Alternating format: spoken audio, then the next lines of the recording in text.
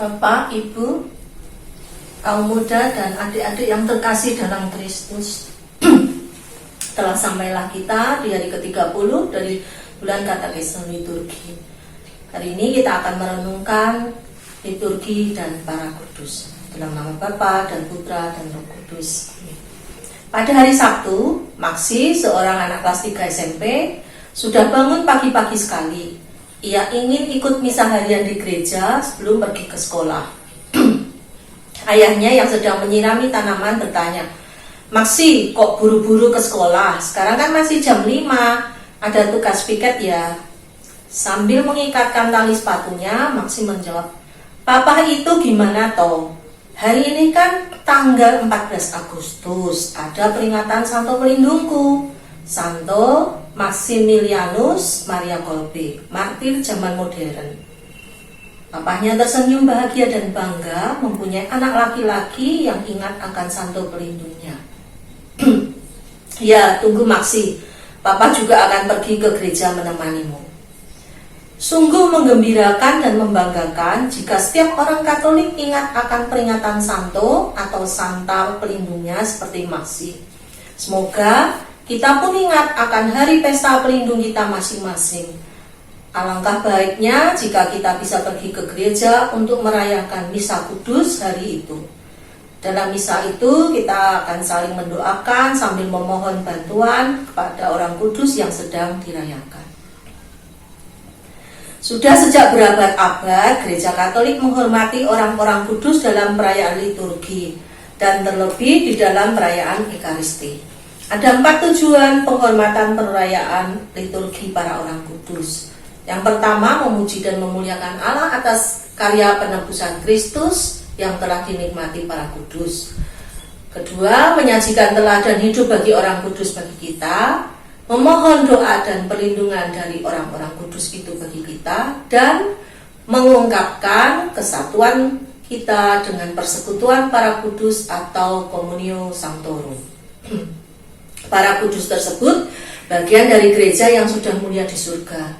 Karena keagungan perayaan liturgi atas orang kudus, para Bapak Konsili Vatikan II dalam konstitusi liturgi mengajarkan, sebab dengan mengenangkan hari kelahiran para kudus di surga, gereja mewartakan misteri Paskah dalam diri para kudus yang telah menderita dan dimuliakan bersama Kristus.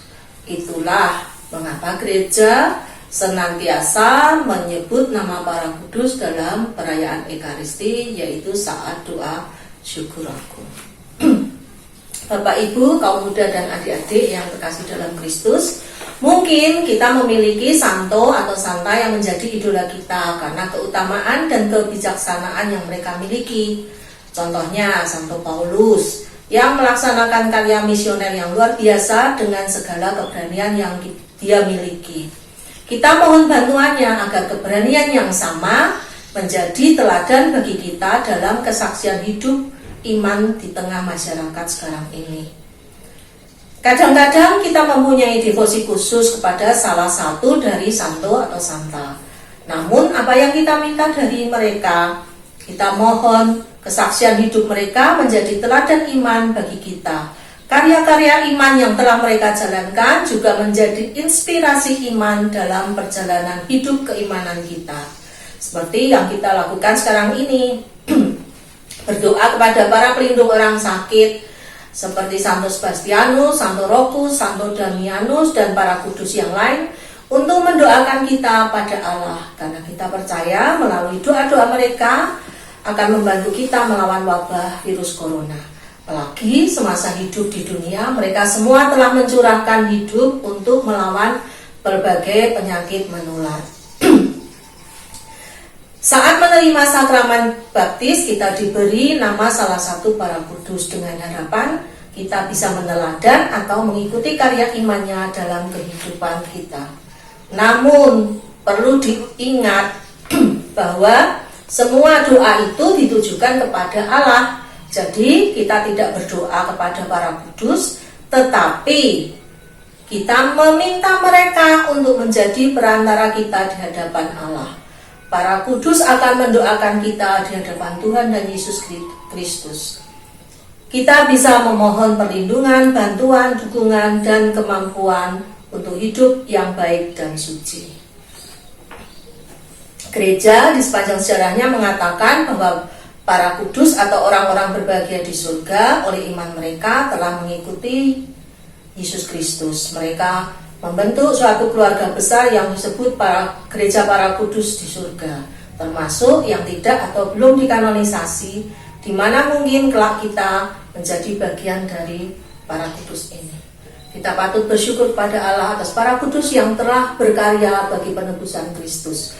Oleh sebab itu, gereja senantiasa menyebutkan para kudus dalam setiap perayaan Ekaristi. Kemuliaan kepada Bapa dan Putra dan Roh Kudus, seperti sekarang dan sepanjang segala abad. Dalam nama Bapa dan Putra dan Roh Kudus. Amin.